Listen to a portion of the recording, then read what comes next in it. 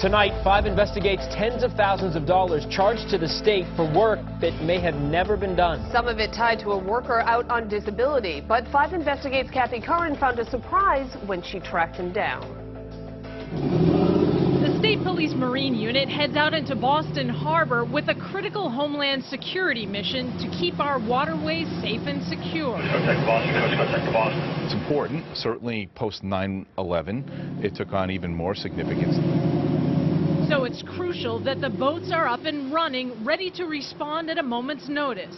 And that's part of Robert McCabe's job as a civilian mechanic for the Marine Unit, to make sure repairs are done and approve any work by outside vendors. Marine 41. 5 investigates dug through 3 years worth of the Marine Unit's bills and found dozens of questionable payments.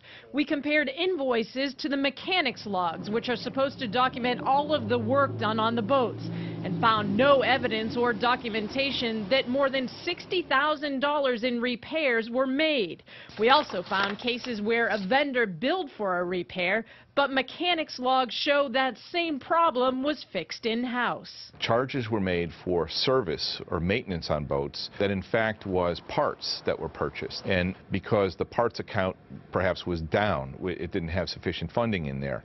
And so they got creative in terms of charging this to the service account. But isn't that a dangerous road to go down? Absolutely. Colonel Tim Albin tells 5 investigates a department audit flagged the problem and led to an internal affairs investigation that is focusing in part on Robert McCabe. So far, that investigation found some invoices were in fact falsified, but no money was stolen or misused. It certainly raised red flags in terms of how the accountability was working there. Here's a charge to service the water pump on Marine 42, but according to the state's records, a state police mechanic fixed the same water pump 4 days earlier. Some of these items you can see. Former Inspector General Greg Sullivan says billing for services not provided is one of the biggest areas of government fraud. You see that records do not match up with the payments.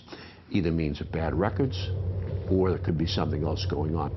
In the middle of this investigation, McCabe said he was hurt on the job here. He's been out injured for more than a year, but our cameras caught him working on a private boat not far from here, even though he says he's too hurt to work for the state. Here's Robert McCabe in October hauling a bucket full of tools down the street in Boston's North End, where we see him working on this private boat. In January, our cameras spotted him using a snowblower. All of this, even though McCabe says he's too injured to do his state job. You know, if Mr. McCabe is pursuing some type of disability retirement from state, I think the board would be very interested in seeing that video. Controls and inventory procedures have been tightened as a result of all of this. The internal investigation is ongoing. Mr. McCabe has filed for disability retirement. His wife tells us he's done nothing wrong, and he'd gladly go back to work for the Marine Unit if doctors give him the okay. Kathy Curran, 5 investigates.